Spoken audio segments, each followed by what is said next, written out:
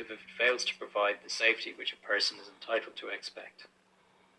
So that's a judgment call for you guys to make, whether you think the person, in this case Bubba, using that guitar amplifier the way that he did, is it such that it fails to provide the safety which he is entitled to expect? And there are different factors that you take into account. How the product is presented, which could indeed include the warning sign on it saying this can become hot. The use to which it could be reasonably be expected that the product will be put. So, of course, if you used knives to juggle, for instance, you would not be using the product the correct way, or if you're using disinfectant to cure COVID-19, then that would not be failing to provide the safety which person is, or it would not be failing because you're not meant to drink disinfectant. And then third, the time when the product is put into circulation. So there is some allowance for products that over time may deteriorate through use. So you have to kind of work with the terms of Section 5. For the purpose of this Act, a product is defective if it fails to provide the safety which a person is entitled to expect, and make a judgment call on that. In the circumstances, going out for a cup of tea and leaving a guitar leaning against the amplifier and coming back to a situation where the thing is on fire, even though the warning sign may have suggested it to become hot, is perhaps fits the criteria, if you like, of Section 5, such that it is failing to provide the safety which Bubba would expect. So we have now established that there is a product, that there is a producer, that there is a defective product, and the last thing is, what can you sue for? So what damage can you sue for?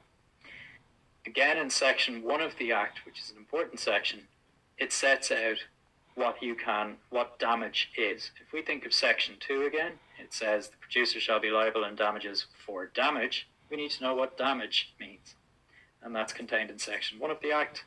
Damage is defined in the Act. It means death or personal injury,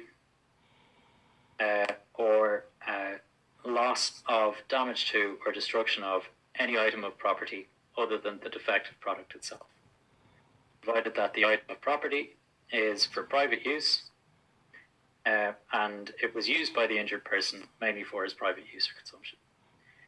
So if you have our friend Bubba here with a guitar that ends up destroyed, and also his couch is destroyed, then that is a piece of property that's for his private use that has been destroyed by the defective product, and it falls under the definition of damage for the purposes of the Act. Bobby, as well, has incurred an injury as a result of the incident, to the extent that he has had to get treatment from a psychologist. So what about the definition then of personal injury in the Act? So if damage means death or personal injury, does personal injury cover off this kind of an injury, a psychological one?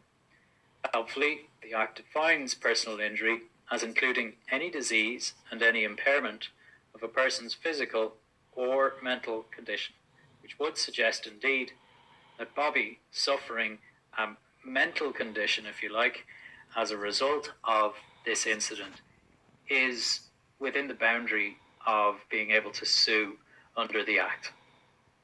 So perhaps he can sue for damages for that.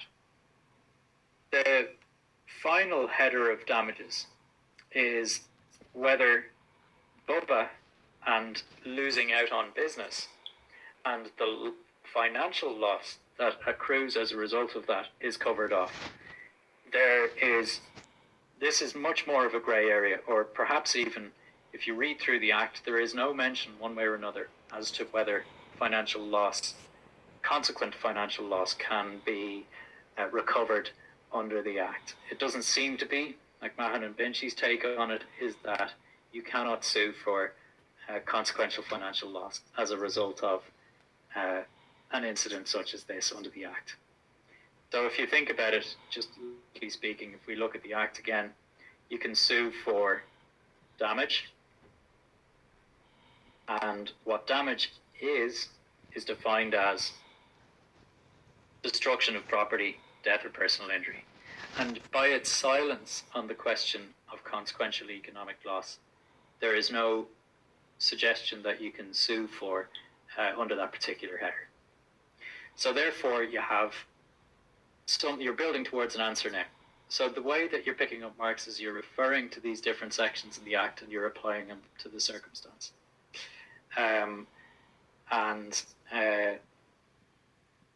You may mention other aspects of the Act, the fact that there is a statute of limitations on it of 3 years, the fact that, well, I'm certain it's 3 years. I'm going to check that for you now. An action for the recovery of damages under the Act shall not be brought after the expiration of 3 years under Section 7. And also, you might also note that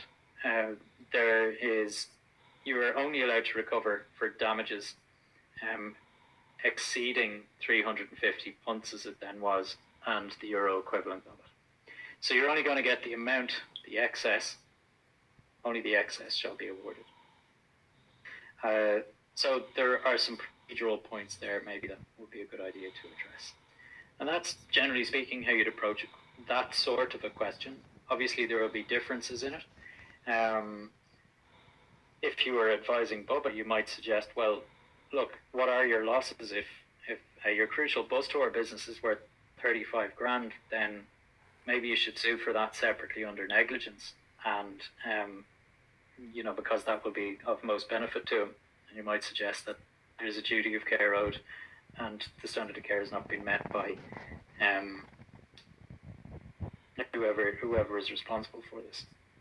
So that's generally how you might approach a question on liability for defective products Act, at least in a sense that you apply it to a scenario question. If there's any questions on that, do let me know, and I'll move on. Sorry, Victoria, what was the two? Oh, sorry, that's probably with regards to the number of years. Are there any questions on that question, or how you might kind of think about it? If not, I will carry on to the border passing off.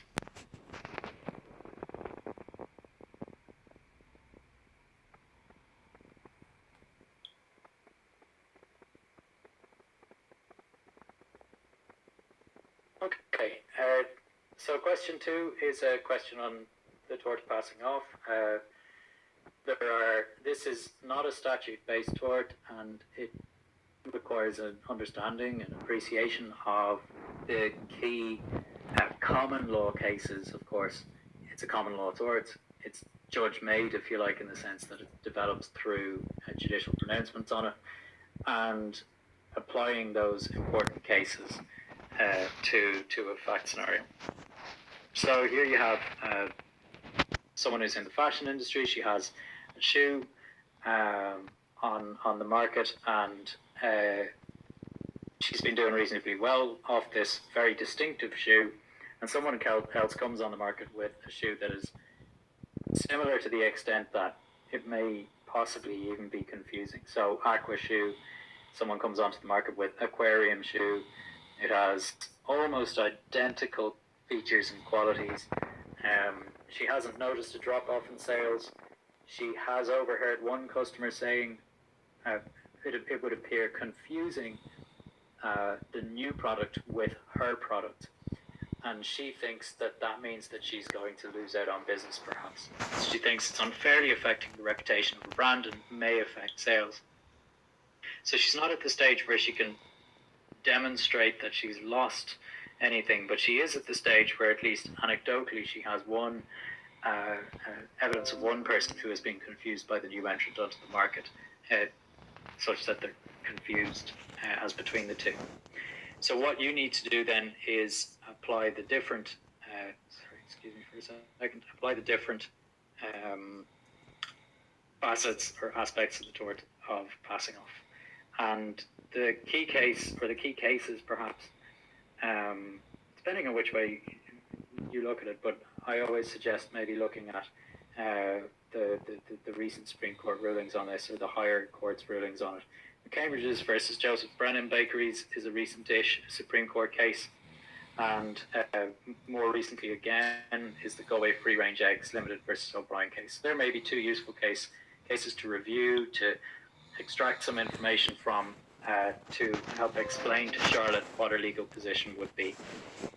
And within Judge McMiniman's judgment, in Cambridge's in particular, he sets out these different elements that make up the tort of passing off: the existence of a reputation or goodwill in the claimant's product, misrepresentation leading to confusion, and damage to the claimant's goodwill or reputation.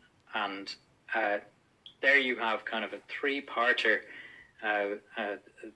of elements that go towards answering that. So, does Aqua Shoe have a reputation or goodwill? Taking the problem question again, you can see that it's sold very well, so therefore it has something. It has become the latest fashion craze, you were told. It has something of a reputation. Is there the new entrant coming onto the market misrepresenting, leading to confusion? There is some evidence that someone is confused. As you can see, they refer to the aquarium shoe as the Aqua Shoe. And so they might end up spending their money on the aquarium shoe, thinking that they're getting the Aqua Shoe, and that is evidence of misrepresentation leading to confusion. And whether there is damage to the claimant's goodwill or reputation, which is something of a residual concern, because the way that the courts have looked at this seems to be that as long as there is some evidence that there is misrepresentation and that customers are confused, that in itself is enough to amount to damage to the reputation. So it isn't damage to sales, which is obviously useful information to bring to court, but it isn't absolutely necessary, it would seem. Just the mere fact that people are confused could sully one's brand to the extent that the third criterion is met. So the only maybe sort of spanner in the works here perhaps is that she doesn't have a huge amount to go on other than this one customer saying this one thing. And there might be an opportunity for Aquarium Shoe to say, well, it's different. I'm capitalizing on a style that is in vogue at the moment. The fact that people are parting with a reasonably substantial amount of cash rather than whatever it might cost to buy a loaf of McCambridge's bread means that the amount of scrutiny that people will have when buying the product is slightly higher, and there's case law on that. And there might be an opportunity for a judge to say, well, people oughtn't to be confused by these. They can see that it is an aquarium shoe, it's a different color, they're spending more money, they're likely to be more discerning given they're, paying more attention, perhaps.